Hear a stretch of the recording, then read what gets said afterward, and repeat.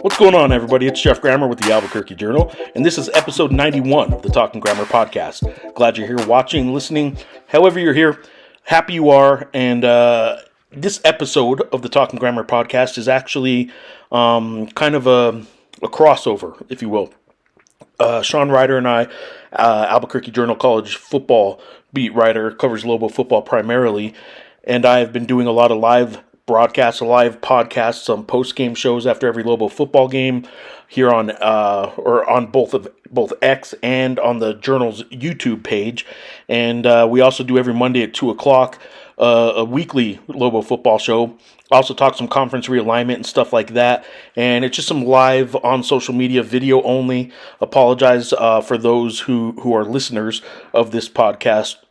The live shows are usually only available via video, and readers can send in their comments and questions live. We react to them on the show, read them on the show, stuff like that.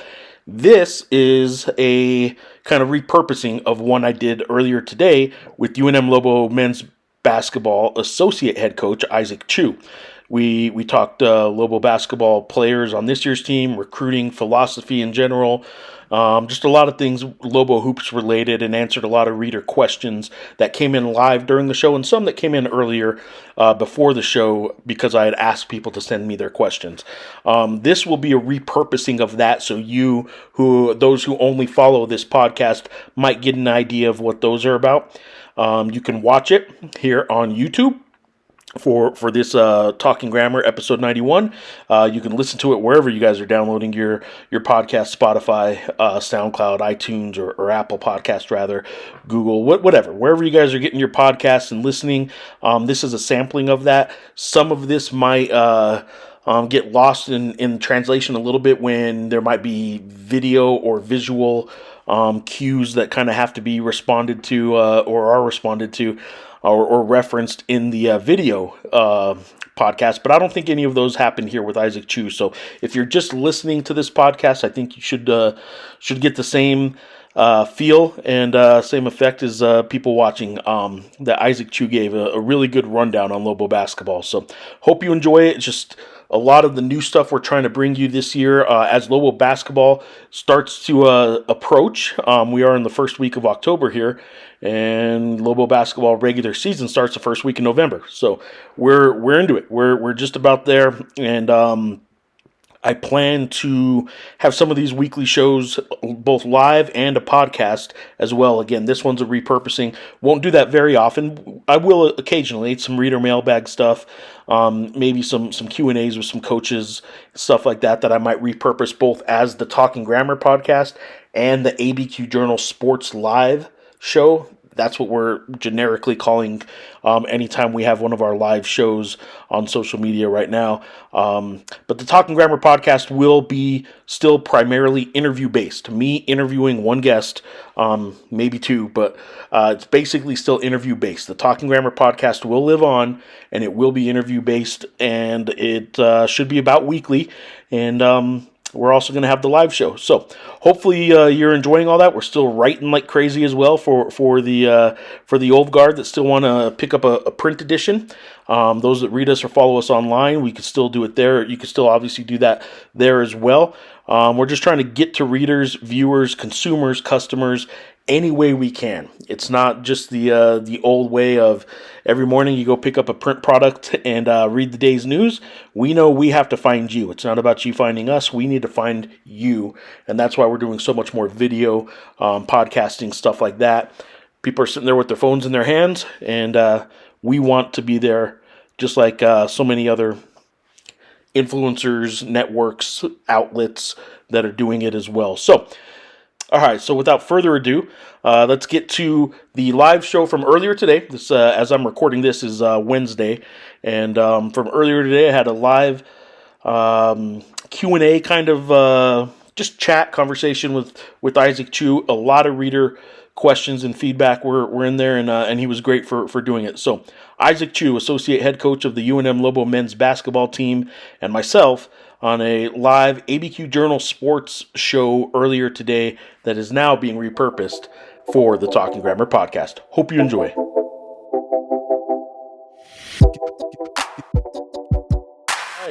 Welcome everybody who is joining us now on X or on YouTube. This is Jeff Grammer with the Albuquerque Journal, and this is one of our kind of new testing out some of these new live podcast broadcasts during the week. And for my purposes, we've been doing football, but for my purposes, I'm the Lobo basketball beat writer. So it was time to get some hoops going, and I'm joined today by UNM Lobo men's associate head coach Isaac Chu, who's in his fourth year with the team. Isaac, Coach Chu, how you doing? Doing well. How are you? I'm doing pretty good, man. Tell the readers, or I guess they're not readers. I'm used to calling them readers. Tell the viewers where you're at and kind of what you're doing where you are right now. I am in Corona, California right now, doing a little recruiting, doing some little relationship development, and just trying to keep the Lobos help keep the Lobos headed in the right direction. I'm curious how much of your job in recruiting, people think of recruiting as going to get. You go get the player, and that's all people think about with recruiting. How much of your recruiting happens even after you get a commitment and before the kid gets on campus and things like that? What are you guys still doing with players who have maybe already given a verbal? I'm not asking you for any specifics or anything on players, but I'm curious for people that don't understand what recruiting means, like the process is long, and it also doesn't end once you get the commitment, does it? No, it doesn't. It's an ongoing process. Recruiting is basically 24/7, 365 days out of the year. I think that one of the things that Coach Patino always stresses is that we have to always maintain our relationships, and we can't take for granted the guys that are part of our program and the guys that have recently committed to our program. So we try to be present in their lives as often as we can be, going to their games throughout the year, constantly trying to stay in touch with the parents or whoever, AAU coaches, high school coaches, whomever that played a part in that player's decision to be a Lobo. We try to maintain that relationship, even when they're on campus. In terms of guys that are currently on our team, we try to maintain that relationship throughout the process in order to, you know, keep the good players that we do have. I know that it's stepped up in recent years, but transferring has been a part of the game and the recruiting game for quite a while. But it's certainly taken on a new life in recent years. How has that changed your relationship with recruiting, or your approach to recruiting in terms of guys you don't get? Obviously, once a kid commits somewhere, you back off a little bit. You're not still trying to get him. There's some of that, but you also don't want to burn a bridge either. I mean, there are. I think I heard the term before. Boomerang recruiting, where you may recruit a kid and he may go somewhere else, but then he may come back to you eventually, right? That's part of the game now. So is that changed at all, or has that always been the same in how you treat a kid that you don't get? I think for me, it's the same in terms of because I believe relationships still matter. There are other factors now that play a part in the kid going to a certain school or not. But I don't believe in, if we miss on a kid, that we should ever act the wrong way in terms Yeah. of upset and express some form of anger. It's life. It happens. Kids are going to make decisions that they think that's best for them during that time. But I think all you can do is show that you have, that if your relationship was genuine, that if it was genuine, then you should have an opportunity to, continue that relationship regardless of what happens down the road. And so I've done that throughout my career. I've been fortunate to have some guys that didn't go to the school that I was at, but still have a relationship with their families or even the kid. So I just think that's important, especially in today's culture. And there's two parts of that, right? I mean, there is the small chance that maybe that kid comes back and plays for you at some point as a transfer, but also their networks and their circles. I mean, word gets out. This is a word of mouth kind of game, and you treat a player bad, people are going to hear about it pretty quickly. And if not from the player, from mom and dad, they'll No spread the word question. pretty quick about how their son was treated. Yeah, no, that it all comes back to you, especially now with social media. Yeah, It's even more. Um, it's even more prevalent now yeah, with social. There's so many other access to information. that you have to be very careful on what you do and what you say and how you treat people. And some people don't care and some people do. So it's just a matter of how you handle yourself to maintain said relationships and saying and doing the right things. Let me ask you one more generic kind of recruiting question. You guys get two or three, I'll just throw out some generic numbers, two or three prep recruits a year. You get two or three transfers now. That number may be higher than it's ever been, right? But like, that's what you guys get. In terms of what you offer and in terms of what you actually recruit, like the number grows. I'm curious, in general, how does it start? Or are there 100 kids you guys are looking at, and then you start narrowing it down to we may offer 25 or 30 of them at some point of the process, and then we end up getting just two or three? Like, what are the numbers we're talking about? And I know you're the one who kind of spearheads at least the front end of all the recruiting, it sounds like. And I'm curious, are you guys, for the class of, let's go a year down the road, for the class of 2026, will there be 100 kids or even more that you guys kind of put on a board or a list at some point? Well, I wouldn't. First of all, our entire staff does an unbelievable job in Yeah, terms of identifying players that we feel that fit, UNM. Now, how we go through that process and how we go through in terms of streamlining what's best for us in terms of what our roster currently looks like or what we anticipate our roster looking like. And so that number can start, we're not going to start with 100 kids. We may start with, 30, 40, sometimes 30. And then that number can, by the time that it's time to start to really dive into recruiting guys, I would say that July, that August period where you trying to get guys on campus, when school starts, that number can go down to, this year was a larger number. So, that could be, 10 guys. Some years it can be two guys. Some years it can be four guys. It's just a matter of what you need in that moment and what fits in your program. I think every year is different because your needs change. sure. And also, you know, you may rather take a chance on going after a player that you think, say, is above your level and just taking a chance on getting the best player possible. And that may, mean you may spend more time on that person and you pass on a kid that you think maybe will be average for your program. So again, every year is different. We always want to try to sign the best players, with the best character, and the best fit for our program. So it's a year to year basis. It's not even year to year. It's really from semester to semester based on with the portal now. All that's changed. You kind of touched on it there at the end. Now I'm going to bring in, as we're hitting on some of these topics, some of these questions from viewers. It says here from Dre US, what does that mean exactly? Fits UNM. When you're talking about what fits UNM, obviously there's the basketball standpoint. You may need a center, you may need a point guard or something like that. But what are the other things? If there's a couple bullet points that need to be consistent with pretty much everybody you go after, they better check off these 2-3 boxes. So since we've been here, since Coach Tino's been the head coach, we have really tried to establish a character piece more than anything. And when I say fit UNM, it fits the blueprint of what we've done in terms to rebuild, to help rebuild the program, in terms of character first. And we really want guys that love basketball and love to be in the gym, that would rather spend their free time becoming to get better on a day-to-day basis. And so obviously we want guys that are really talented. That's always important. But we really try to focus on the character piece and the work ethic piece because we want guys that want.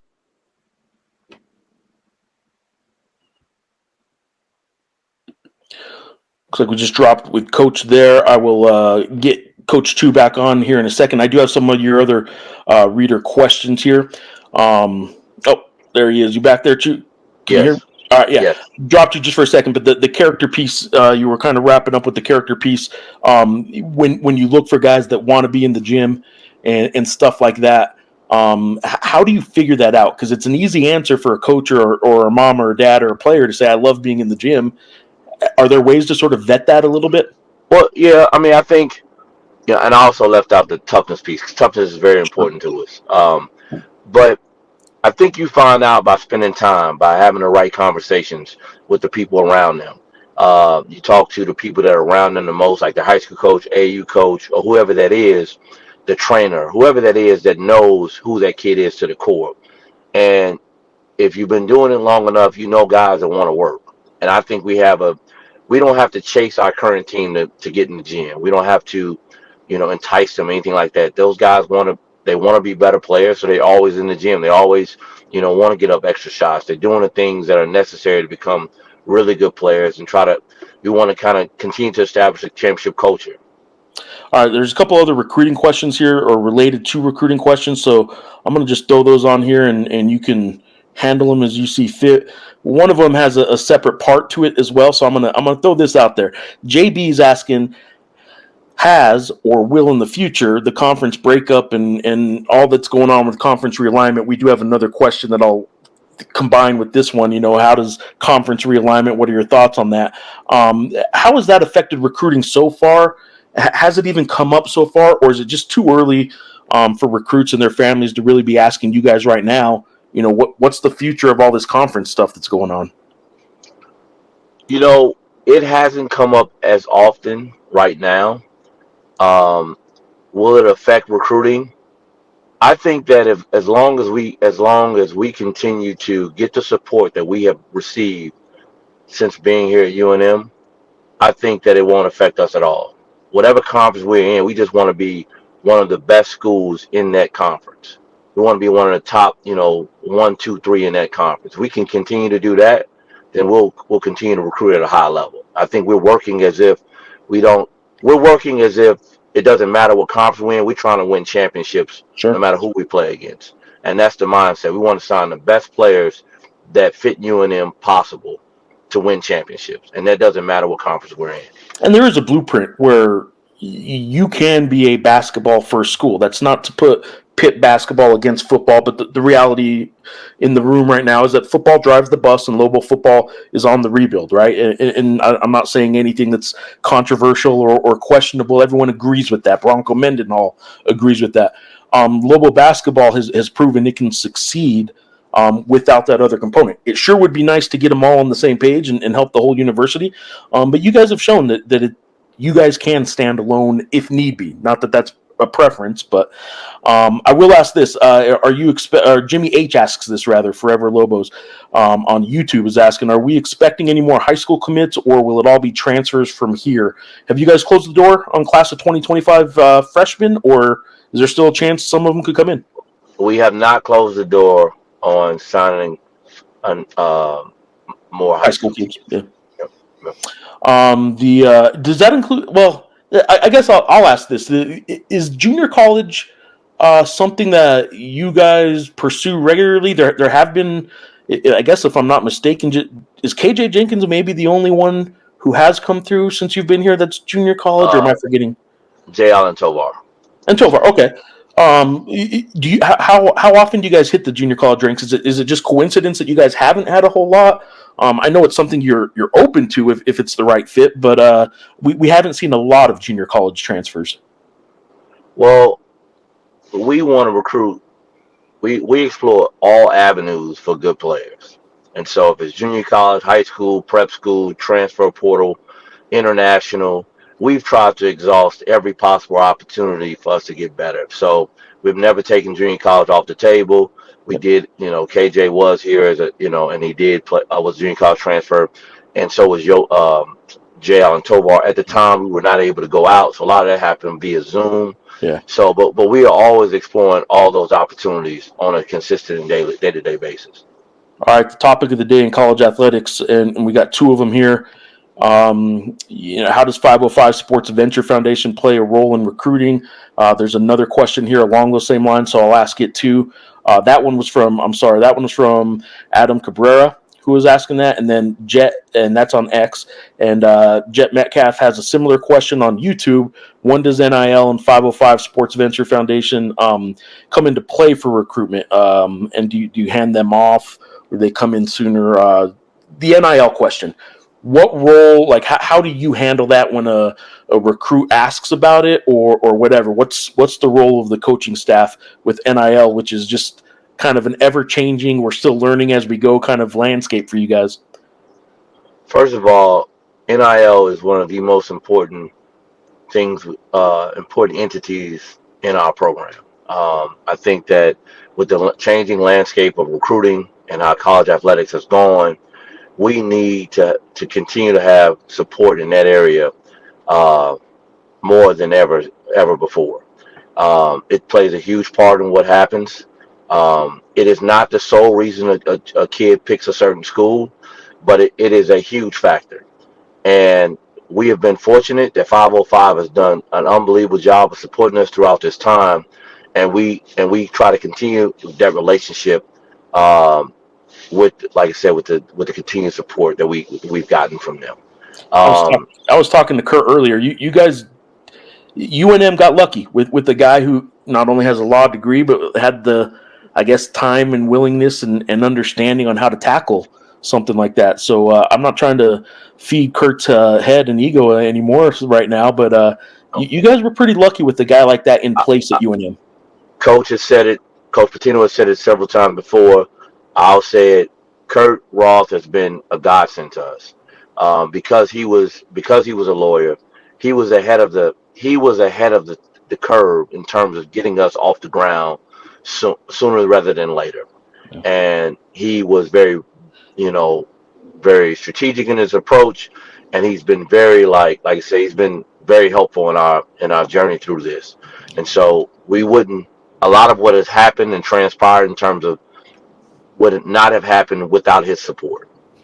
He's funny about it too, because he is at his core, he is just a Lobo fan and he just wants to see the Lobos do really good at the core, but he also That's all. likes getting involved and he likes walking around shaking the hands a little bit too. He's getting into that a little more. So and for those that don't know Kurt, he is he it, with the Brooklyn accent, he is very New Mexico to the core. Other than that Brooklyn accent, which He is is. He loves his green chili. He he loves his does. green chili. It certainly does. All right, got some more player specific kind of questions here that I'm going to throw to you. One here on X. Marty P. Sorari, I think is how you say your last name. Sorare. Coach, tell us about Jovan. Kid is a unit. Anything you can tell us about Jovan, one of the freshmen in this year's class? It's on this year's roster. How's he coming along, and what can you tell fans about him? Jovan, first of all, is an unbelievable kid. He's a extremely hard worker. Does everything we've asked him to do. He's really changed his body. He lost 20 plus pounds when he got to campus. He's been committed to it. He's going to add some versatility to our front court. His ability to shoot the basketball. He has a high basketball IQ. I think he's buying into what we've asked him to do in terms from the defensive end. And some of it is a natural freshman learning curve. But he's picked up things and he has had a positive attitude with everything around him. So we're expecting him to be, a huge part of our program. These are now. I'm going to give you a couple questions here that were sort of sent in before the show started. This is two questions. I'm going to ask you the first one, first, and I'll read it to you. Who is this is from Dean Zenisik. Who is the Lobos' best under the radar player and why? I'll preface this with under the radar can mean a lot of things, right? Like last year, I would say the best under the radar player ended up being JT Toppin because a year ago at this time, most people didn't know who JT Toppin was. I would say that qualifies certainly as under the radar. But an under the radar guy could be your six man or a guy off the bench as well too. So you can go anywhere you want with this. Is there anyone under the radar that maybe isn't getting a ton of attention or you haven't heard or seen on social media or fans or me or the media talk about that you think is going to have a pretty key part on this year's roster? I think we have a great group of guys in terms of depth. From we can play a ton of guys. Yeah. But I do think that Sacco has done a great job in terms of he's an everyday guy. His energy, his relentless effort, his toughness are things that we've been really pleased with thus far. And I think he's going to add some toughness to our front court, which will be needed. He's obviously he transferred from I'm trying to remember, was it Georgia Tech? Yeah, Georgia Tech. I was going to say Vanderbilt for some reason, but Georgia Tech, and he for people that don't know, he's the strongest guy on the team too, and he's a linebacker wearing a basketball uniform. He's a big guy. He's not going to get pushed around too much, I don't think. No, he's physical. Like he brings physicality. We talked about toughness early on, and that's very important for us. I think he brings some of that aspect to us. There's a second piece to this, and it is an interesting one. How you guys handle this in the locker room and as coaches. This second question from Dean is: we've heard a lot about. Is it Deanne? I apologize. We've heard a lot about how social media can potentially negatively impact players. Thoughts on ways social media can have a positive impact from a coaching perspective. We've heard Coach Pitino talk about social media. He hates it, but he's funny on it too. He's on it. He says he hates it. It is sort of an instant gratification, but also an instant criticism sort of mechanism that is what it is. It's not going anywhere. So I'm curious how you guys approach it. Is your preference they just never look at it, or is your preference that they're going to look at it, so you're trying to handle it a certain way? I think a lot of it's about you can't read everything, and you can't absorb everything. So you have to understand that we try to tell our guys when things are good, people are going to say good things about you. When things are bad, people are going to say bad things about you. That's a part of life that is a life lesson that our guys are consistently trying to navigate through. But I think there could be a lot of positives using social media. I mean, Coach does a good job of taking, before practice, he'll often find clips that are motivational at times from social media. He'll also find some clips of examples of what not to do in certain situations, and he'll show them of what may have happened with another player, NFL player, Major League Baseball player, whatever it is, NBA player, that may have something negative may have happened, and what's the teaching point, what's the learning, the teaching point behind that. So Coach tries to have a balance of what he shows them, good and bad, and I think that's the best way in terms of for them to look at it as well, that everything you see on social media isn't going to be good and everything on social media isn't going to be bad. It's about trying to find that balance and understanding what you should read and what you should absorb. Quick one here. I don't even know if you know the answer to this, but I'll ask it anyway. Jazz asks, when are the returning players going to receive their Mountain West Championship rings? Are you guys going to get some tournament rings? Do you know? Is that in the works? We will get rings, but when those will be handed out, that's the Coach Pitino question. That is beyond you, huh? Yes, that's beyond my purview. Jimmy H on let me remove that one, on YouTube asked while you were talking about Sacco, is Bronco trying to steal Sacco from the basketball team? Not that we know of. He could fit the part though, couldn't he? Like he probably could fit that part. He is built different. Yes, he could. Another one from Jerry US. Tell us about the competition amongst the team. Who makes who better? Has to be insane. I know I was always interested in how annoying it must have been every day in practice. I saw opposing teams get so annoyed by Jalen House over the last few years that I was thinking in practice it must have been annoying for guys to have to go against him. They probably got used to it and just learned how to either tune him out when need be or not. But he was also a very good teammate. So I'm curious though, is there anybody in practice that is just that dog in practice that nobody likes going up against, or how much is this about just iron sharpening iron and they're really getting better because there's one or two guys that in practice really make sure everyone else gets better? I think as a team we have really good competitive balance. I think this is probably the deepest we've been since we've been here. Coach Pitino says that a lot. And I think we have a lot of guys that compete every day against one another. Like, every day somebody can have a bad day. Every day, another guy can have a good day. But our competition amongst our 16 guys is really high level. So, it's hard to pick one guy, but I think because we have competition in literally every position. Along those same lines here, I'm going to go to a question that came in before the show about depth. Let me take this one off the screen. D. Vander asked 13 scholarship guys. Obviously, you can't tell us who are going to be the 9-man rotation, but do they feel confident about a rotation, or is it still up in the air? Basically, who are the last few rotation guys? We know we have Donnie, True, Nelly, and then he goes on to list a bunch of them. But what are maybe some of the rotation guys off the bench that people maybe will be looking at to every year? Everyone wonders why somebody's not getting more minutes, and there's only so many minutes to go around. So I guess this is just sort of a follow up to that depth question. How deep do you think you guys actually can go this year? I think, depending on the game and the circumstances, I mean, I think we've got 10, 11 guys that can play. Yeah. But, will we play those? Will coach choose to play those guys all the time? We don't know. It depends on the game. So it's hard to say what our rotation will look like today because, it's October 2nd. You know what I mean? We're still in the thick of trying to, still learn our team, still trying to figure out who does what well, who doesn't, do certain things, who does what better than someone else. So it's still a work in progress, but we're happy with the group we have, and we do like the level of competition and how they're pushing each other every day. All right, as we kind of wrap this up here, I will got two more quick questions here.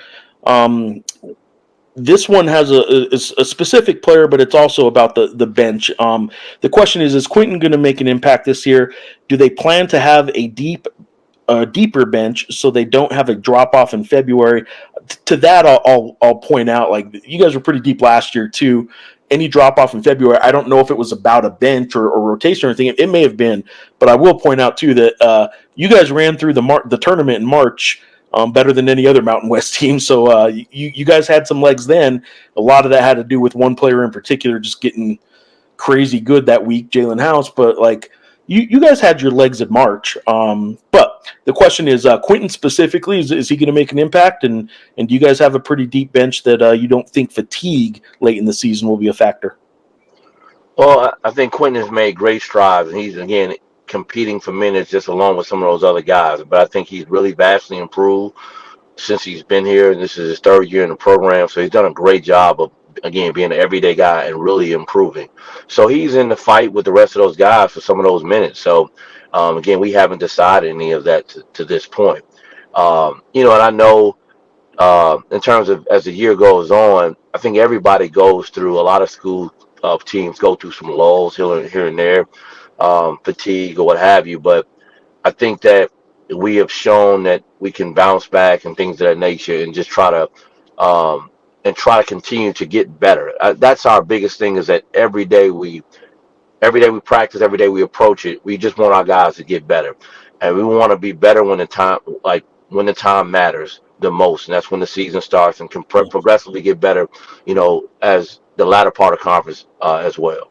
I suppose when you guys talk about a progress or a process, it would be silly to know or have an idea what the end product is right now, right? I mean, it's not what you guys are wanting out of this. You guys would rather see each player grow at not at a different pace necessarily, but like you don't want this to be the end product in October anyway. No, we do not. We hope it's not. All right. Last one from before the show, and this is two questions in it. How are the bigs coming along, and your thoughts on conference realignment? That's sort of, we kind of touched on it earlier. It's sort of we don't know yet, right? But how are the bigs coming along? What can you say about your big men? I think they're all improving. The biggest thing is I think they all, again, push each other. I think what Atiki has brought to Nelly has made Nelly better, and I think what Nelly brings to Atiki makes him better. I think what Sacco brings makes Mustafa or Jovan better. I think there's Daniel Thomas, another young freshman that we have, that we think that he has a chance to be good. But I think the day-to-day competition amongst those guys makes each other better, because Atiki allows Nelly to score over length, you know what I'm saying, and physicality, you know what I mean? So, Mustafa's a different kind of front court player, so you have to guard him differently than you would a normal low post player. So I think that they're all getting better. I think they've made huge strides since the spring and summer, and so we're really happy with the direction they're all going. Last one here on the in the show here that somebody just sent in from. This is from YouTube, from R Thompson 1050. Who are the best shooters on the team? I know you're gonna. That's something that's just gonna upset somebody if you answer. But who are the best shooters? We'll ask it anyway. We don't care. We'll let you get in trouble. Who are the best shooters on this team? I'm not going down that road. Some guys shoot it better than others. Some guys have better days than others. So I'm gonna leave it at that. Let me ask you this: who's the best coach shooter? Who's the best shooter amongst the coaches? Aaron Katsum would tell you him, but he would tell everybody that. But Again, I would say less and do more. So I'm not answering that one either. I'm gonna say either Coach Patino or Coach Dave. Okay, okay. How much do you still shoot? A little bit, here and there before practice, a little bit or before I work out a guy, but not a lot. All right. Not a lot. I'm past those days. I'm not enthralled with it anymore. Who's for people that don't know? They know the names of the coaches and the staff, right? There's somebody who kind of runs the show over there that I don't think a lot of people know her name, but a little shout out to Peyton and how much she runs the show. And where would you guys be without Peyton right now? We would be in a whole lot of trouble. Peyton Stevens is was literally sent from God. She is a salt of the earth human being, unbelievable personality, always has joy. I've known Peyton for a very long time. Peyton used to babysit for me when I was at Texas A&M. So I've known her a long time. She's really grown in the position since she got here. She's kind of carved out her own niche, and she basically runs our program from top to bottom. So she's got a great relationship with the guys. She has a great balance with them. She's kind of got that mother hen, but she's kind of like cool enough and young enough to kind of still be their Yeah, she's friend. right in that So sweet spot between, like you yeah, said, mother hen and still young enough where they can so relate with them still. yeah, she's done it. She, like I said, we wouldn't be where we are without Peyton. If she's watching this right now live, or if she's going to watch it later when it's on, she is probably so mad right now that we're talking about her too. She's probably turning beet red in the face. So Coach, you got recruiting to do. You're out on the road right now. When does that end, by the way? When do you? I guess all through the season. It goes all year round now, pretty much. It's it the does. calendar jumps around with some dead periods, but it's year round that you're hitting the road, right? 24/7, 365. Recruiting never stops. Either if you're not on the road, you're on the phone. Um, what as we sign off here, what can fans expect from this year's team? I know obviously the hallmarks are there. You're going to try hard, you're going to work hard, you're going to be tough. This probably won't be quite as quick a team overall, fast up and down, quite without Jalen on the floor, but maybe bigger. I couple times I've been able to see you guys. I think you can hang your hat on defense if you want. There might be a couple spots in the roster where the defense might not be as up to snuff as maybe some of the backups as I kind of in my mind project. I know you guys don't have a starting five yet, but if you guys want to, you guys got some guys that can be defensive pretty good, I would say. What do you think people are going to see that's a little different about this year's team? One, we are drastically bigger. But we are still going to try to play fast. That's been our hallmark. We want to play fast, want to play with pace, and we want to play with physicality. Defensively, we want to be disruptive. We want to cause turnovers, block shots, and cause havoc. So we still want to have the same cultural approach to what this team looks like. We're just going to be bigger, and so a lot more physical. And that was our goal going into the season. All right, Coach, I appreciate it. Since you are on the road, I will throw this one that just popped up. And this is another one like the best shooter question that there's no way you're really going to give a full answer here, but I'll throw it in anyway. Nick Cha on YouTube asks a weird question, but what is Coach's favorite place to recruit? Maybe a state that he came up for recruiting or on the come up for recruiting. Do you have a favorite place, or do you have a central place that you've sort of focused on through your career? If you look throughout my career, I've literally recruited across the country. I've worked at the high major level for a long time in my career. I've been in every high major league, um, other than the Pac-12. But so I've recruited every coast. So I don't really know if I have a favorite place to recruit. I just want to go where we have relationships and I can find good players. That's kind of how I've always approached it. And I've been fortunate to maintain some relationships throughout the years that has allowed me to have some footprints in some different states. Now we've tried to do a good job at here in terms of recruiting high school kids out of Texas, California, and Arizona because of the proximity to University of New Mexico. Sure. So, but we have, like I said, we've done international. We've done whatever it's taken to get good players. So and that won't stop. So I don't know if I have a favorite place, but I have some favorite place I like in general, not just for recruiting. Coach, I appreciate it. We were at 2:05. I told you about 30 minutes, and it's been 35. So I appreciate your time. You got work to do. I know we got a season ahead, and in this town, people, even in October, want to hear stuff like this. So much appreciation to you for taking the time to answer some reader questions and taking the time to do this, Coach. Good luck on the recruiting trail. All right, man. Appreciate you. Appreciate you too, man. Thanks. All right, there you go. There was my ABQ Journal. What do we call it? The ABQ Journal Sports Live show is what that was called. It was a Q&A, just a quick little live session with Isaac Chu, the associate head coach of the UNM Lobo men's basketball team. Do hope you enjoyed it. Give me some feedback if you want. These aren't meant to be high production. As you can see, I'm just sitting here as I record this in my house. These aren't meant to be super big studio shows or anything like that. It's just they're just meant to get you the content you guys want, the information you want, the people you want, and the content you want, and we're bringing them to you as best we can. Whether it's on your smartphone, your laptop, your work desk, or the print product. However you're listening, watching, whatever you're doing, all of our content at the Albuquerque Journal, it's much appreciated. Support local journalism, abqjournal.com/subscribe. You can get digital only, or you could get our print product, or a combination of the two.